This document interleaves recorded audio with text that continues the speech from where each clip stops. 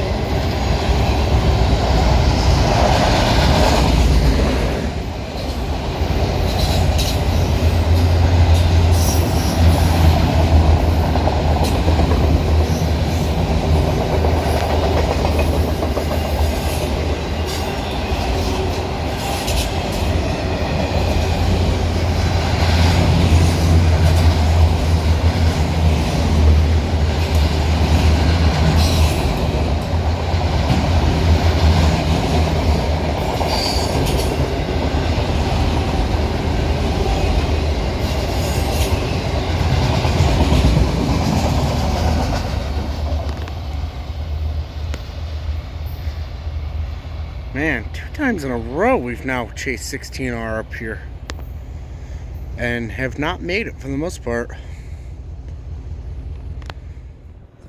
Finally, just barely missing all those trains in Bainbridge, we finally caught a 16R in Sydney, New York.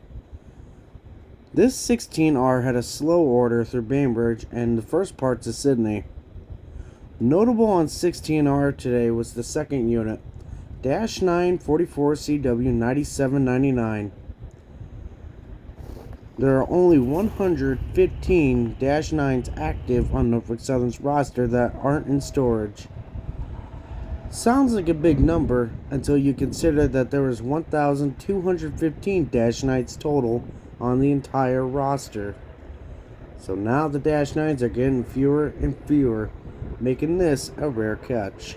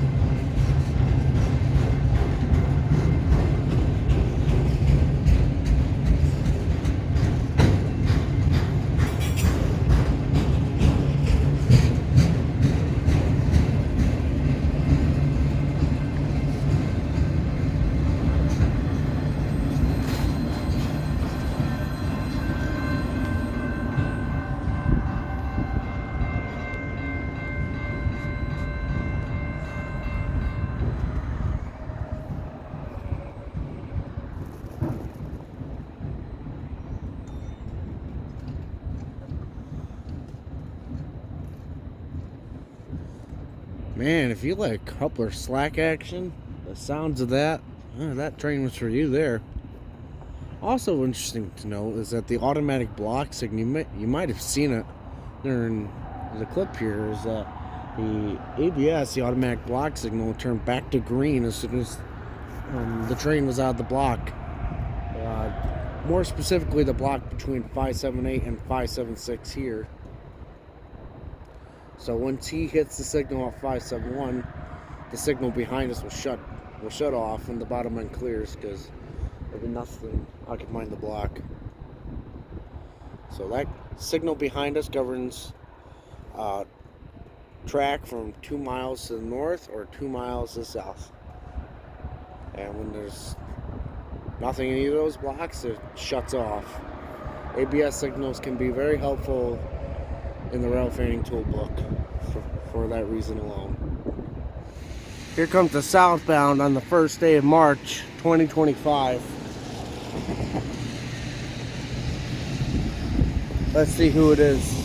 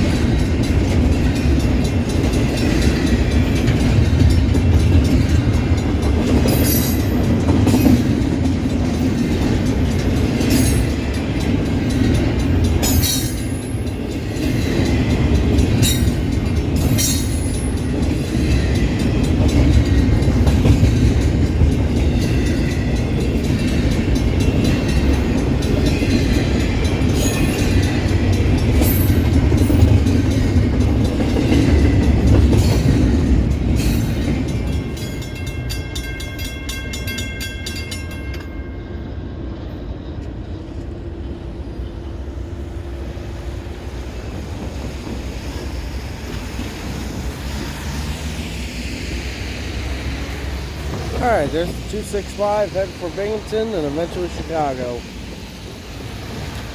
With the 6958 and 2 GEs behind them.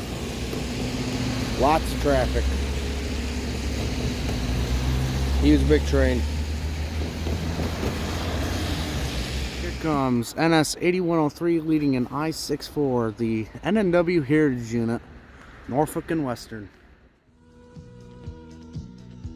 The Norfolk and Western Railway, reporting mark NNW, was created in 1838 due to the events of smaller railroads merging together. The NNW was famous for many reasons, whether it be passenger trains or its booming coal business. It even got the name King Coal, as the NNW had one of the largest coal businesses of any railroad in the United States and Canada.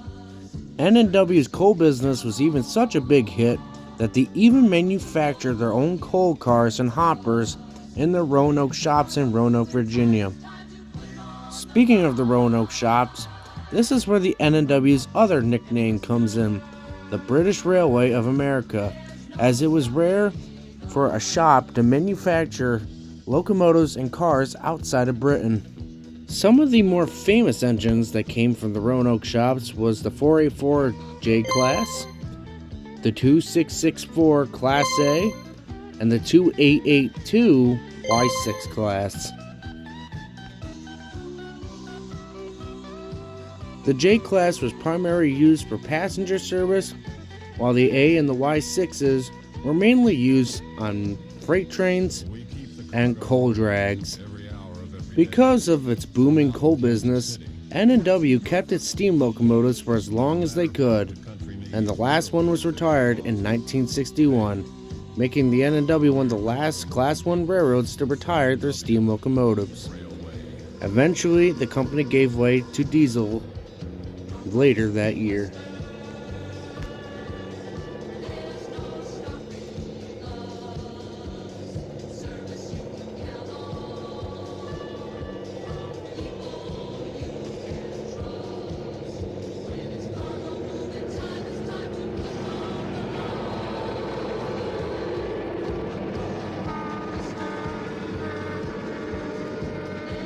While motive power was changing from steam to diesel, railroad companies were also changing, as in NNW was acquiring many of its rivals or competitors. Starting in 1959, the Interstate Commerce Commission approved the NNW's acquisition of the Virginian Railroad, one of their bigger rivals. However, the NNW wasn't done there. In 1964, they acquired the Wabash and Nickel Plate Railroads. This made NNW a big Midwestern railroad that provided direct single-line service between the Atlantic Ocean and the Great Lakes and the Mississippi River. With the NNW doubling their system and diesel locomotives changing their paint schemes constantly, NNW looked to be in a great spot. However, the NNW was not done growing and growing. Starting in 1980, the NNW teamed up with Southern Railway, which was another profitable railroad company, to create the giant Norfolk Southern Corporation in 1982 to better compete with the brand new CSX transportation. This new Norfolk Southern Corporation doubled the miles of both railways, now operating under one single brand and a new paint job. And to this day, in 2025, Norfolk Southern still operates after 43 years of service. Luckily for the Norfolk and Western and its rail fans, many of its locomotives and equipment have survived to preservation in one way or another. For example, a lot of the Norfolk and Western's EMDs, such as the Jeeps and the SD40s, survived on the Norfolk Southern's roster, and many of them continue to work to this day, whether in their original form or rebuild form. However, some of the rebuilds are unrecognizable from what they used to be. NS-34 and 38 are both in Norfolk Southern's track geometry engines that are unpowered. Both of these used to be N&W EMDs, with 34 being N&W SD35 1530,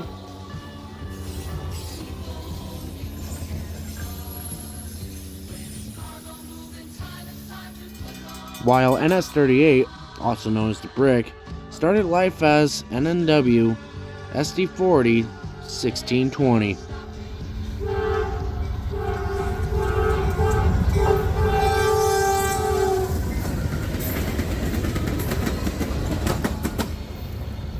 Both of these engines and their train sets scan the rails for any defects invisible to the human eyes.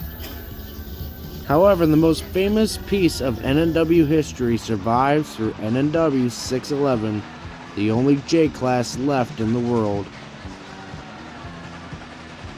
Long from her days of pulling premier passenger trains for the N&W, the 611 now hauls excursion trains on either Norfolk Southern's main line or on various short lines and tourist railroads, such as Strasburg, PA. 611 is famous for being the Queen of Steam and the Spirit of Roanoke, as the engine is designated to Roanoke, Virginia. 611 is also famous as it's only one of 4 streamlined steam locomotives left in the United States, and only one of 2 that is operational. The only other streamlined steam locomotive that is operational in the United States is Southern Pacific Daylight 4449. Switching gears back to Norfolk Southern, in 2012, Norfolk Southern celebrated 30 years of service.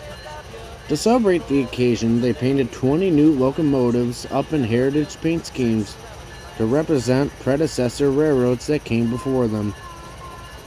NS-ES 44AC 8103 was selected to wear the Norfolk Western's blue and yellow scheme, commonly found on their diesels. The 8103 is a big what if the N&W survived without the Southern Railway, and it matches the old paint scheme pretty well. 8103 has 4,400 horsepower and meets Tier 3 emission standards with AC traction motors. However, that sharp blue paint is definitely more interesting and attractive than what's under the hood.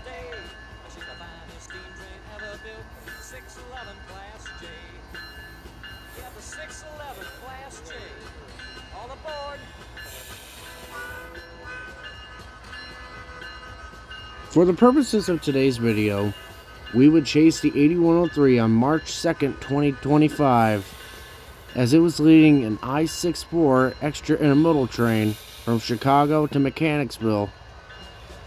We would catch the train in the towns of Harpersville and Bainbridge, New York, on the former D&H Susquehanna Division. However, locomotives painted up in the N&W's paint scheme are not uncommon up here. The Norfolk and Western owned the Delaware and Hudson technically. Let me explain.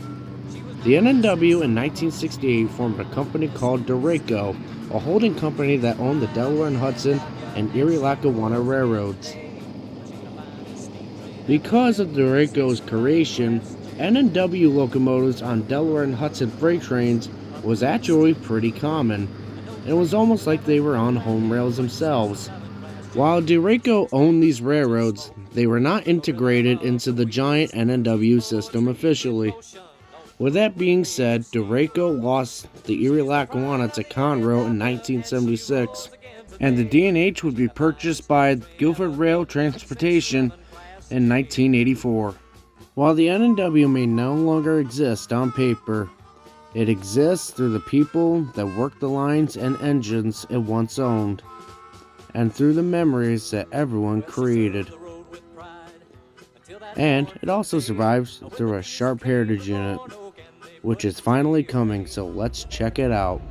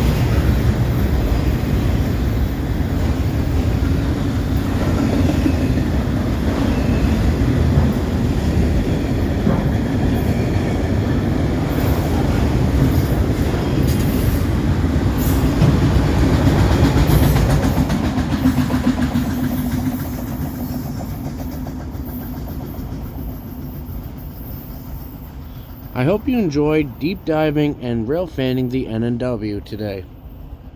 Thanks for watching. We'll see you around the bend. God bless. We'll catch you next time.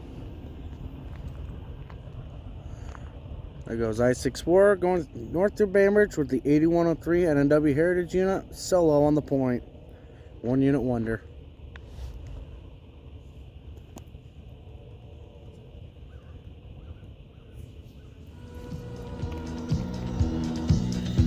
We're cargo moving people.